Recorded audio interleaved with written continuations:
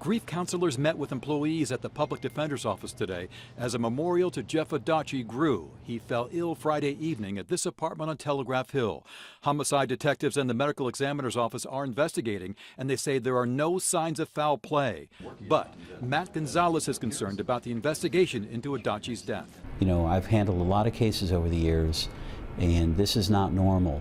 The police report obtained by the I-Team shows that the medical examiner's director of operations, Christopher Werwick, led the investigation Friday night, questioning witnesses at the scene.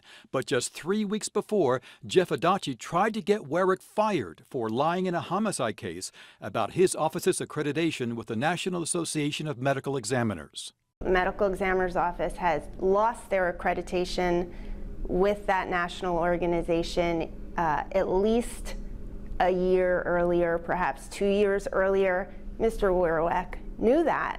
The question is, does Werwick hold a grudge that could affect the investigation? Should he have recused himself? There's insinuations that someone could have had access to the scene and could have changed things. Well, maybe Mr. Werwick had access to the scene previously. Maybe that wasn't the first time he was there that night.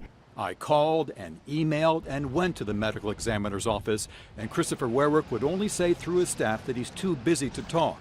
Gonzalez is also concerned that after police took these pictures Friday night, they wanted to come back Saturday and take more.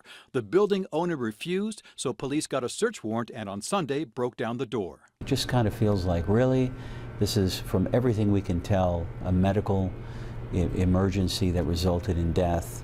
And there's no evidence that this is a crime scene of some kind. Gonzalez believes it's clear that his close friend and colleague died of natural causes, some sort of heart attack.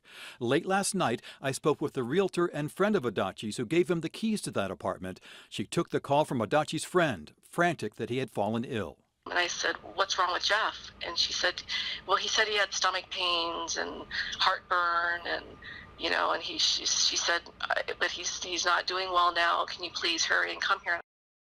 Police sources tell me they've finally been able to speak with a woman who was with Adachi last night. She used his cell phone to call 911 and apparently kept the cell phone.